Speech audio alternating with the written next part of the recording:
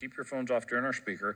Tonight we have a 10-minute speaker and a main speaker. Our 10-minute speaker, if you'll please help me welcome Ashley.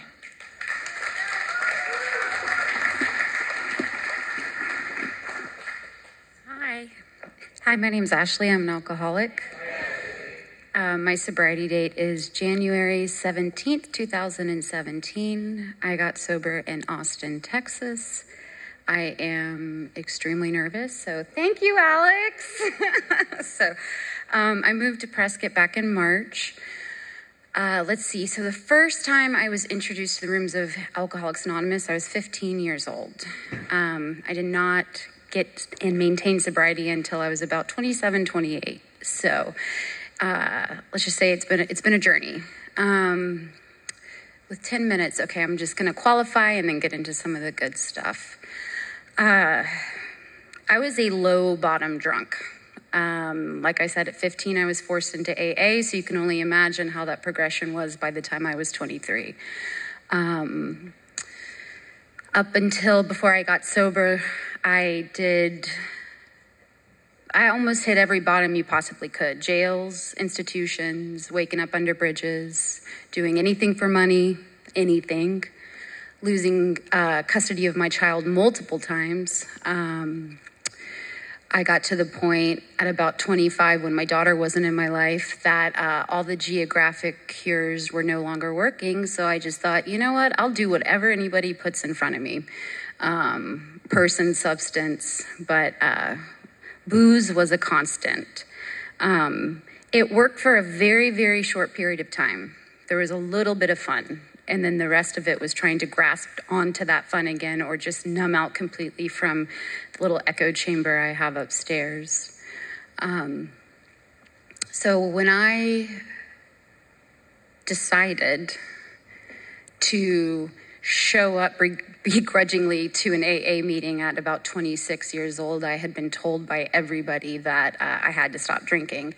And I did all I could to lie, to cheat, to steal, to hide my alcoholism, even though it was apparent. And this is a huge part of my story. So I go to the rooms at AA because I wanted to get a boyfriend.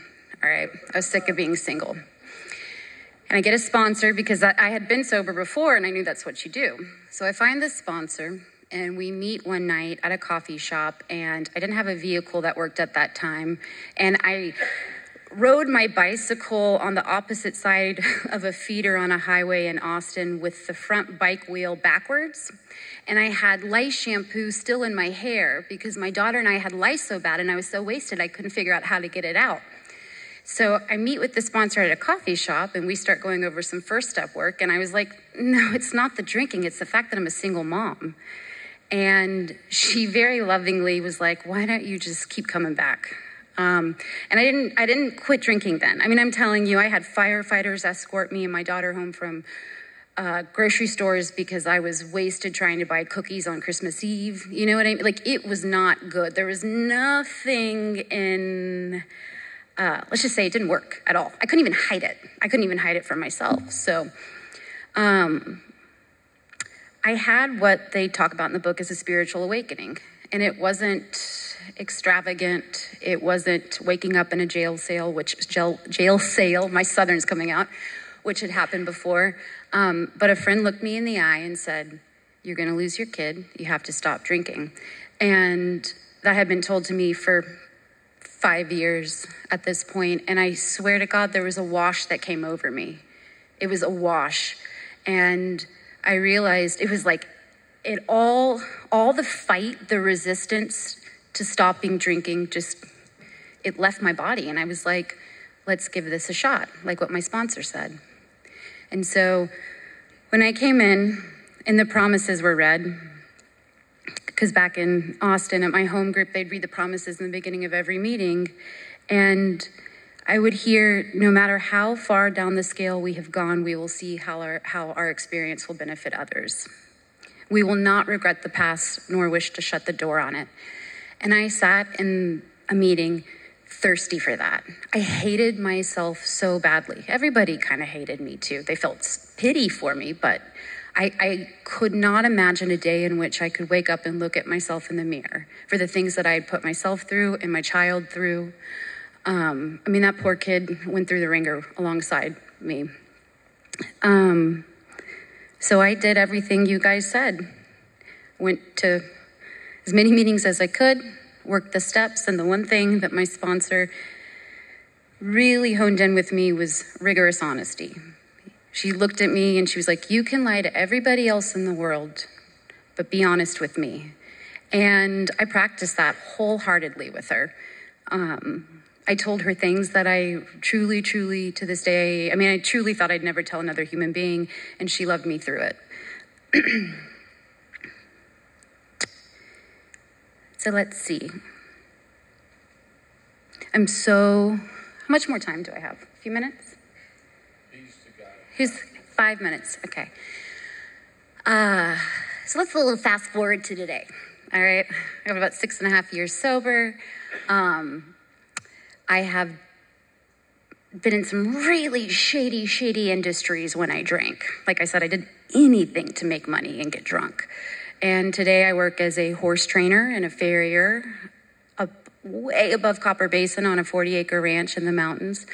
I don't know how the heck that even happened. I grew up in inner city Houston, but I just put one foot in front of the other and I didn't pick up a drink. And, when I first got sober, I was working 3 jobs as a single mother, working in kitchens, scrubbing toilets for a friend in AA, anything I could to make ends meet. And the gifts that sobriety and this program have given me are just unbelievable. Now, that being said, the head's still really hard to deal with. And that's why the spiritual toolkit that we're given in these rooms are so important, because they're so simple and my head is so complicated. I wish I could say that it just evaporates, but my problems just morph into different shapes, different men, different situations. And at the end of the day, I have the fellowship and I have God. I've gone through one of the hardest years of my sobriety since getting sober. I went through a divorce about a year ago, and it's been very, very difficult. But it has, and I'm just to be real, it's been about 9 months of tears, right? So many tears. I haven't drank, and it talks to in the promises that we recoil from alcohol as of a hot flame. That has not been in my brain because of these rooms. I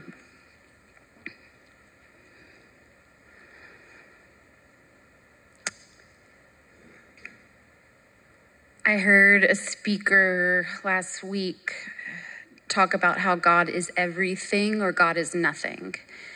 And that's where I'm at today. You get a little bit of time, you get a little bit of good stuff, and the ego is still there. And God is amazing in his ability to give us situations that force us to grow past what we or me am comfortable with. And I'm at a place right now in my sobriety in my life where I can't see the silver lining, but I know that it's there. And that's faith, and that's what these rooms have given me. I'm not under a bridge. I'm not looking at death. I have friends from my past who die left and right. It's just part of the deal now because of fentanyl and things like that. That's not a part of my present. Yeah, and I'm insanely grateful for it. It's a daily reprieve, and it's not a battle, but like I said, I've been in a hard spot. This has been a hard stinking year. I'm not going to lie to you guys about it, but I'm not going to take a drink over it. I'm going to keep coming back. And I know that I'm growing, and I know that God's holding me right now. And that's pretty amazing. So for a gal who really didn't have a chance, I was one of those cases that probably should have just ended up dead at about 27. I'm very, very grateful to be here, and I'm grateful for the rooms at AA. So, and I'm kind of mad, but thankful for Alex. Thank you.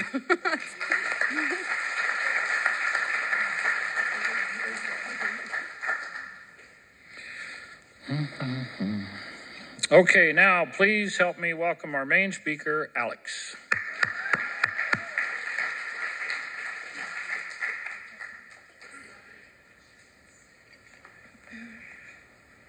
Hi. My name is Alex, and I am an alcoholic. My sobriety date is August 5th, 2015. I have a sponsor. I actively work the steps with her. I have sponsees that I actively work the steps with. And I have 2 home groups. One is Girly Birds, and the second one is the 11-step meditation meeting. I am so grateful to be here. Congratulations to every single chip taker here today. 36 years is just insane. That is such an inspiration. 30 days, heck yeah. Congratulations to everybody. Thank you, Curtis, for asking me to speak today. And this is the 3rd out of 4th meeting I'm speaking at this week. Every single time that I have shared this week, it has been straight chaos because my life feels like what it is in shambles right now. And I have realized that it is because I pushed God out again. So we'll get to that. I'm in a much better place today and this morning, but that is just truly where I am at this moment. My story begins in Los Angeles. I was born and raised in East LA and in Montebello. I am the youngest of 3, and my mom likes to remind me that I was a surprise. So was I wanted? Absolutely. Was I needed? Probably not. So by the time I was in 5th grade, my sister was already living on campus in college on a full ride scholarship. My brother was in high school and junior high, and he was getting into drugs and alcohol already, and there I was in the background. And that's kind of the story of my life and the label that I liked to put on myself, and that a label that I still need to go away from. And this program has taught me how to kind of get rid of those stigmas that I have put on my life that I think I need to follow still because they fit me so well. In 1992, I started to get migraines, and that is when I started kind of overdosing on pills. So that's my first introduction into any type of substance. If I took one, it made me feel good. If I took a handful, it made me feel even better. Nobody was really monitoring it. My dad, I did not know this. He was a dry drunk at the time. I didn't know it because I didn't know what he was. He was just my dad, and he was angry and aggressive and had mood swings, and that's just who I thought he was. I didn't know that had a label to it. So my addiction started in 92, and then that kind of grew into meth, unfortunately, when I was in high school. And I started doing that because my friends started to do it. I started smoking Lucky Strike cigarettes and smoking meth, and that was my everything. I became vegetarian, started participating in activist movements, and that was my life. It made no sense, but at the time it made the most perfect sense whatsoever. I lived in not a great neighborhood, so my mom put me in different school districts where I would, quote unquote, learn better. I learned how to make friends with people that did the things that I wanted to do, and I could blame it on them, like, oh, it's okay, so-and-so smokes, I don't smoke, it's fine. I remember driving my first car inebriated with my mom in it, and she did not know, but she was teaching me how to drive home from Orange County back into LA. And I was completely under the influence at that time. So alcohol was always a part of my story. It was always there. I never used it until I was 19 years old, until I needed it as a crutch. When I graduated from high school, my mom asked me if I wanted to go to Paris or if I wanted to graduate. And I said, I want to go to Paris. So my sister was living over there, and that started my geographics. And so at the age of 16 and a half, I moved to Paris, France. And I was 16 and a half, and I looked like I was 12 years old. And I could drink where I wanted, when I wanted. I could take the subway anywhere. I did a lot of different geographics, going from country to country, and until it was time to come home. We didn't get me we only got a one-way ticket there, and so I stayed there for over a year, just traveling around, having fun. And then I moved back to the States, and I got my mom handed me a newspaper, and she said, get a job. I said, okay. And so there's this little newspaper article, and it said gifter. And I said, what a great idea. I love giving gifts to people.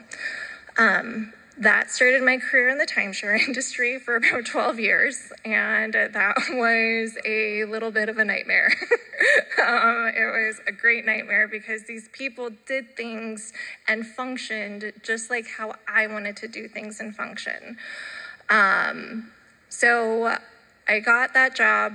I started to work with these people, and this woman said, hey, I have a friend. Why don't you go talk to him? And he was on tour with a band at the time, and so I would talk to him on the cell phone while he was on tour.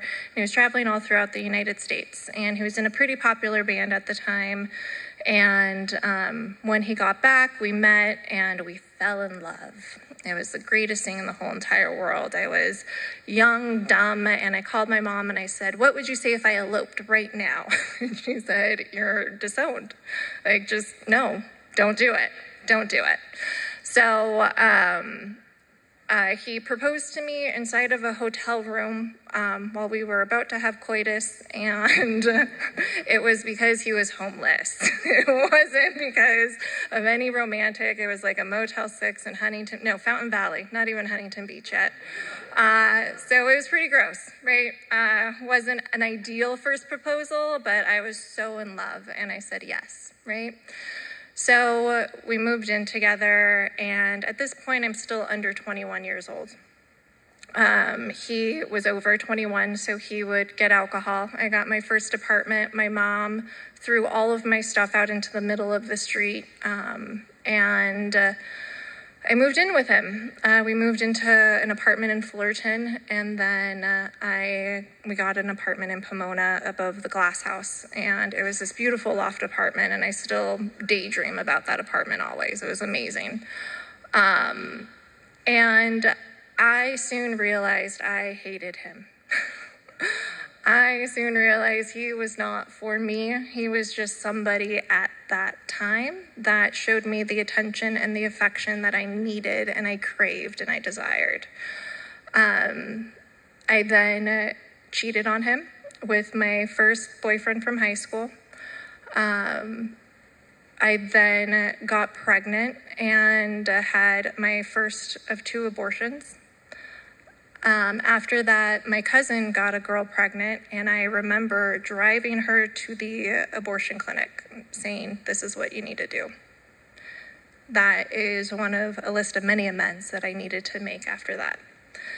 I say that because it's a part of my story. I honestly don't really share that often, but for me, it's important because I'm getting memories back at finally 8 years of sobriety, and I'm getting different ideas as to why I do the things that I did and continuously to still do.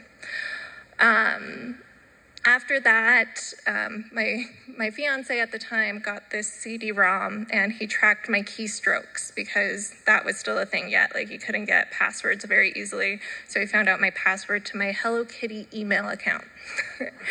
And he found out that what I was doing at the time, and he came in, made a very dramatic scene, and left me. After that abortion, he got me a dog, and her name was Norma, and a handful of you met that dog before. And she was my life. She was my everything. I hated her so much, but she traveled with me everywhere that I went, and she meant so much to me. So after that my drinking just escalated, and it continued to go more and more and more. I drank because I wanted to, when I wanted to. I drank at work. I remember I stopped wearing makeup, and I was just a zombie going into timeshare trying to sell you something you didn't want, and gosh darn it, you were going to do it, and if you canceled within that 24 hours, you're not going to get your money back. I'm going to get my commission. So after that, I did a lot of geographics. I was in charge of a West Coast division, and so I traveled all the way from Canada over to Illinois, down to Puerto Rico, over to Hawaii, and everywhere in between. I would choose my geographic of the month and say, hey, I want to move here.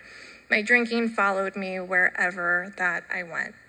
And I did not learn that wherever I went, there I was. I did not learn that until I was 30 years old. So it was quite a rude awakening. In between then, I had lots of men. I had lots of dogs. I had a house. I had a white picket fence. I got engaged again. I saw my first fiance, and I woke up in Dallas, Texas, and he said, you are still the same exact person that I knew. And that hit me so hard. That wasn't a good thing. And I couldn't see why that wasn't a good thing yet. During this time as well, my brother is battling addiction. He died of a accidental overdose in 2007. He was my best friend. He played professional hockey, and so he had a lot of mental disease, and he had a lot of physical disease as well. And he battled addiction a lot. This time of year it gets really junky for me. September 27th, my dad died of cancer. October 6th is my birthday. October 10th is his birthday. October 12th, my brother died. And October 13th is his birthday. So every single year, this time of year gets really uncomfortable. Every single year in the past, above sobriety, I would get so drunk. I would get so belligerent. After my brother died, I was the angriest person that you have ever met. I did not smile one bit. I did not make eye contact with anybody. I seethed at the sight of anybody that was happy. And I did not know what a way out looked like, so I just still continued to drink. And I drank and I drank and I drank. After my second engagement failed because of me, I ran away to Kauai, and I got a job there. I was assistant to some president of some fucking timeshare. Again, it was a really great thing, and it took me a lot of places, but holy cow, I have a lot of amends still that I work on. I work on a lot of living amends to different people, places, and things that I've swindled and lied to. Once I got in Kauai, I wasted a lot of money. It took a lot of money to move there. I moved my dog there. That alone was like $3,000. All of my saving was continuing to just dwindle. Everything was continuing to dwindle. I made friends there. One of them died of an overdose, and I remember driving to her funeral, drinking out of a bottle of wine, saying, this is going to be me. And my friend said, no, that's not going to be you. You're fine. You're not like that. I was like, oh, yes, I am. Anytime that I told somebody this is how I am, they said, no, that's not you. You can still go to work. You can still do this. Look at all the places that you've lived. Look at all the things that you've accomplished. None of that makes any difference when I am so miserable inside and I have no way out of my own brain, and drinking is the only option to do that. On Kauai, I got my second DUI. In between getting my second DUI and my arraignment, I got arrested 5 more times. I got arrested for driving with no insurance, no driver's license, no registration, and I had only one headlight. So to think I wasn't going to get caught was just so asinine. It made no sense whatsoever as to why I thought I could control this situation, why I thought that everything in this was so beneath me that it didn't matter. The police on Kauai were very kind. They would drive me and my dog home every single time. They would get me out of jail. I would bail myself out, and they would then drive me and my car and my dog home. I was working at a place, so I ended up quitting timeshare, and I started working in the food service industry because it was easy. And from there, I worked at a breakfast place, and then I also worked at a nightclub. It was the only place that had live music on the island. So at the nightclub, I found people that drank like I did. I found people that passed out like I did. I found people that pissed themselves and didn't care, right? I found people that acted and reacted the same way I did. I saw people that said, oh no, we don't do drugs on that toilet, we only do it on this one.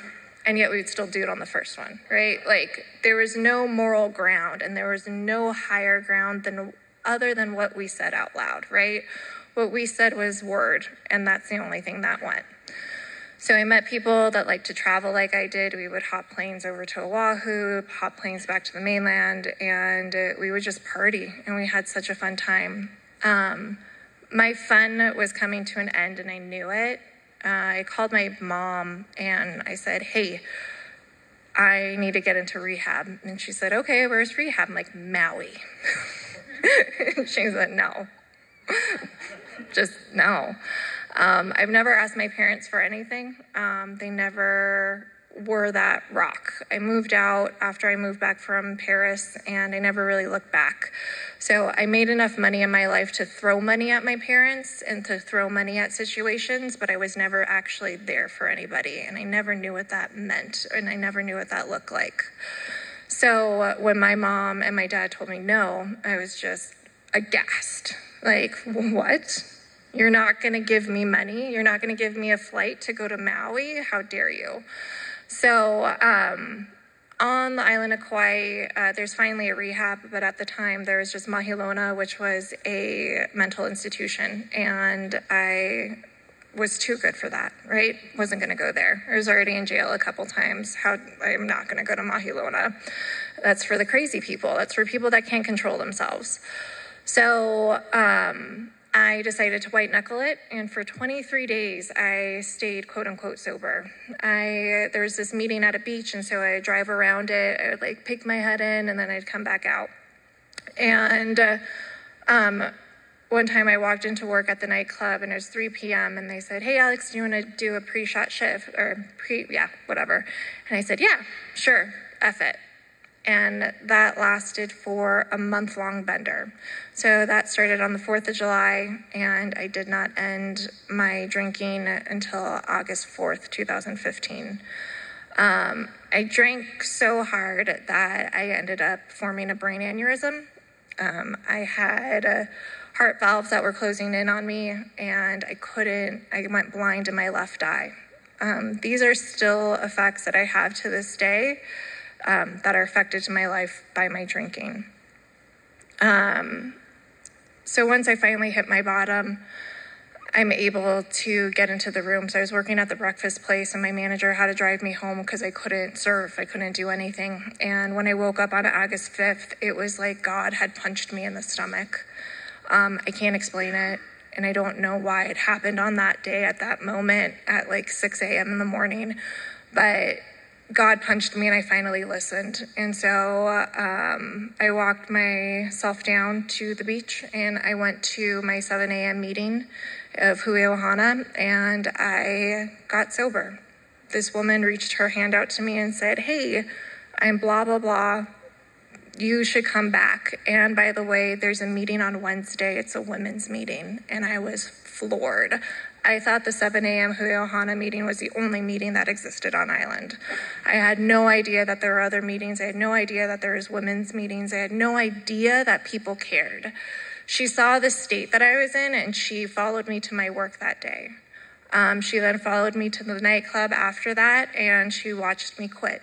I can't remember her name to this day, but I will never forget who she was to me. And from there, saying hi to the newcomer, or saying hi to a woman that I don't know is extremely important to me, Because if it wasn't for her, I would have never stayed in the rooms. If it wasn't for her, I would never have gone to that Wednesday meeting. I would have never been a part of a community that is so integral to my sobriety.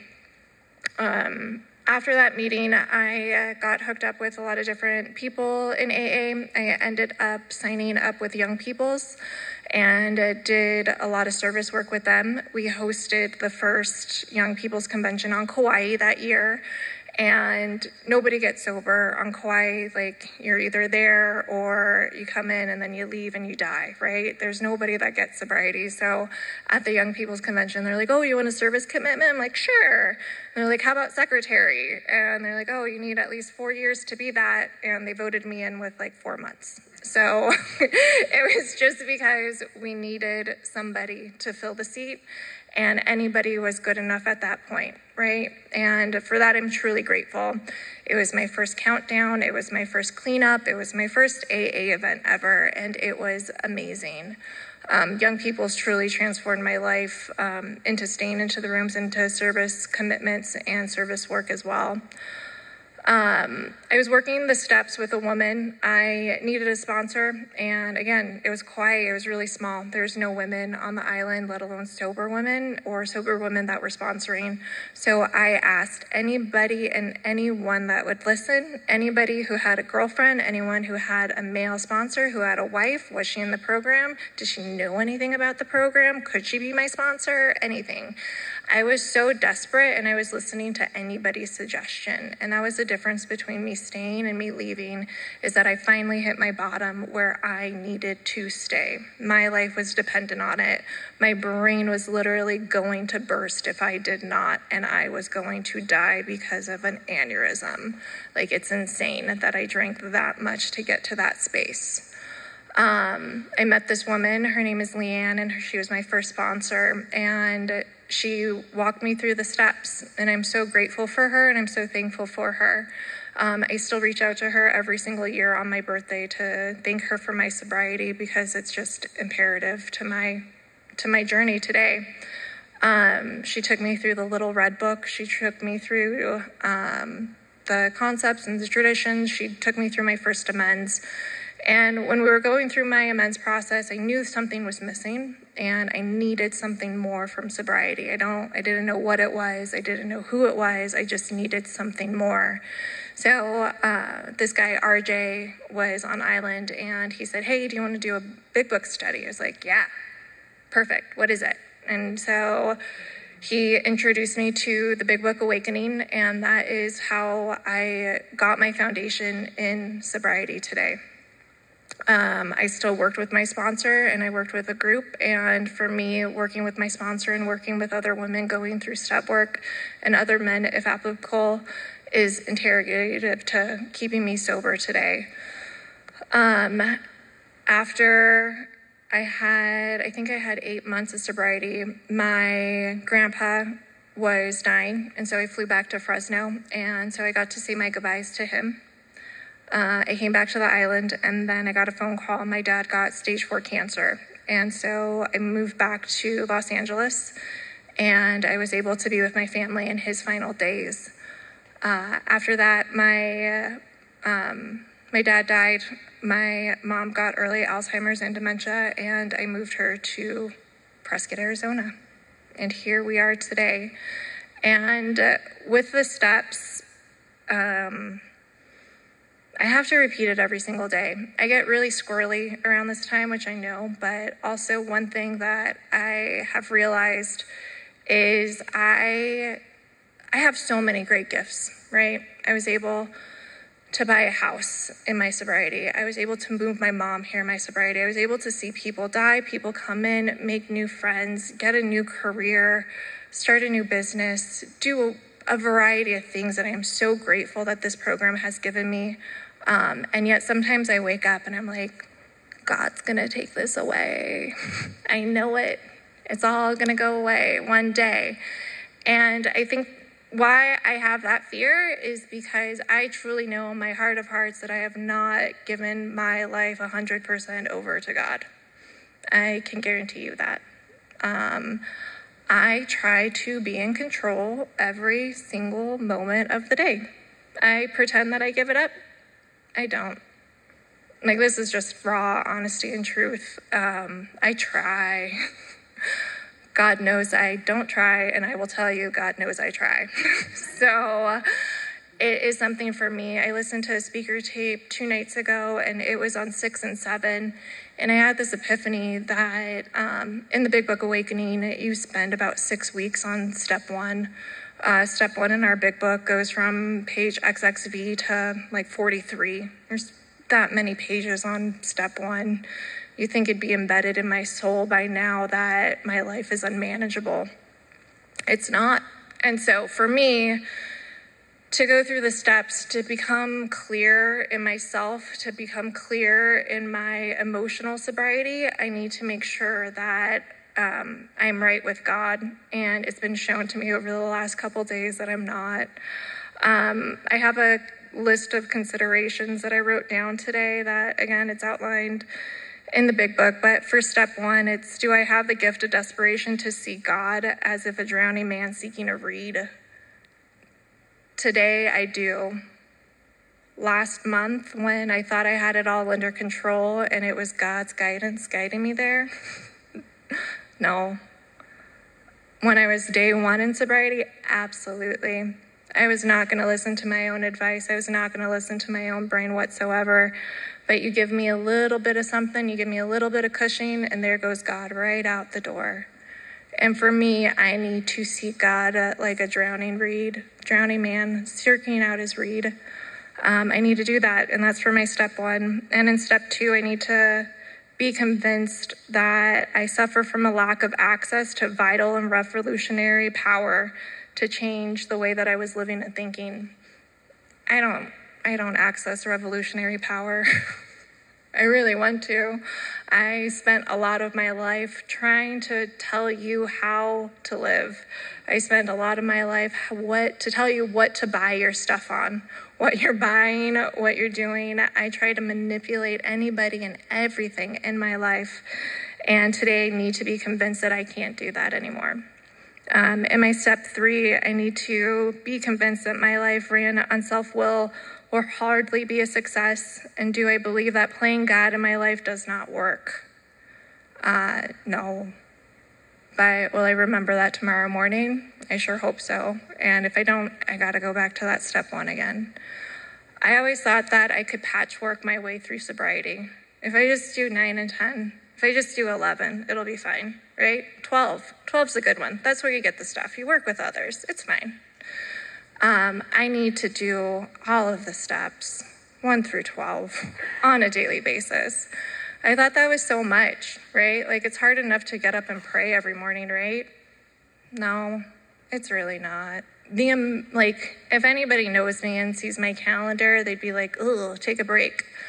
I put so much into my days that it is I am the asshole for saying I can't fit in prayer and meditation and I can't fit in God into my life. So for my step 4, I need to believe that the spiritual malady must be overcome. Otherwise, I will not straighten out mentally and physically. And there I go in with my mental obsession, and there I go in with my emotional sobriety. Again, I can insert alcoholism, animals, work, men, food, my mother, my father, my brother, my sister, anybody into there. That is my mental obsession. And it all comes back to my alcoholism, and I need to straighten out mentally and physically and rely on a higher power. Step 5 is, do I believe that God is able to remove everything that is blocking me from him? I've already turned it over, and so after I do my step 1, this should be easy. But for me in year 8, no, because I'm still hanging on to that thread that I have control and God can't do it. And 6 is, do I believe that willingness is indispensable for being set free? These sound like amazing promises that I want to control the outcome too. Like, it's just insane. And 7, am I now ready to have God have it all? And 8, do I believe that the real purpose of my life is to be to my God and to my fellows? So I thought I was going to serve you to get my sobriety. I thought it always centers around me. It's insane. I am the most egotistical person. Alcoholics are the most egotistical, self-centered humans ever. We're amazing. We can rule the world, and we can rule the world together if we let God guide the way. I need to be a service to others for your sobriety. I need to be service to others so I can find my way to God. And step 9, do I believe I must finish all my amends?